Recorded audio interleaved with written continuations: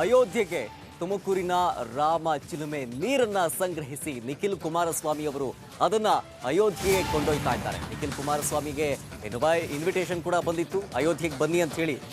ಇದೀಗ ಅಯೋಧ್ಯೆ ರಾಮನಿಗೆ ತುಮಕೂರು ನಾಮ ಚಿಲುಮೆ ನೀರನ್ನ ಸಂಗ್ರಹಿಸಿ ತೆಗೆದುಕೊಂಡು ಹೋಗಲಾಗ್ತಿದೆ.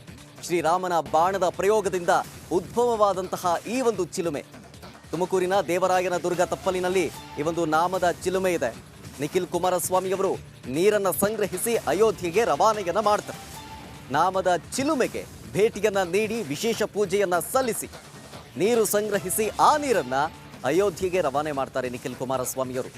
ನಿಖಿಲ್ ಕುಮಾರಸ್ವಾಮಿ ಅವರಿಗೂ ಕೂಡ ಇನ್ವಿಟೇಷನ್ ಬಂದಿತ್ತು. ರಾಜ್ಯದ ಹಲವು ನಾಯಕ ನಟರಿಗೂ ಕೂಡ ಬಂದಿದೆ, ಜೊತೆಗೆ ರಾಜಕೀಯ ಗಣ್ಯರಿಗೂ ಕೂಡ ಬಂದಿದೆ. ಅದರ ಭಾಗವಾಗಿ ನಿಖಿಲ್ ಕುಮಾರಸ್ವಾಮಿ ಅವರಿಗೂ ಕೂಡ ಆಹ್ವಾನ ಪತ್ರಿಕೆ ಬಂದಿತ್ತು. ಅದರ ಭಾಗವಾಗಿ ಇದೀಗ ನಿಖಿಲ್ ಕುಮಾರಸ್ವಾಮಿ ಅವರು ತುಮಕೂರಿನ ದೇವರಾಯನ ದುರ್ಗದ ತಪ್ಪಲಿನಲ್ಲಿರುವಂತಹ ನಾಮದ ಚಿಲುಮೆ ಇಲ್ಲಿ ವಿಶೇಷ ಪೂಜೆಯನ್ನು ಸಲ್ಲಿಸಿ ಅಲ್ಲಿನ ನೀರನ್ನು ಸಂಗ್ರಹಿಸಿ ಅಯೋಧ್ಯೆಗೆ ರವಾನೆ ಮಾಡ್ತಾ ಇದ್ದಾರೆ.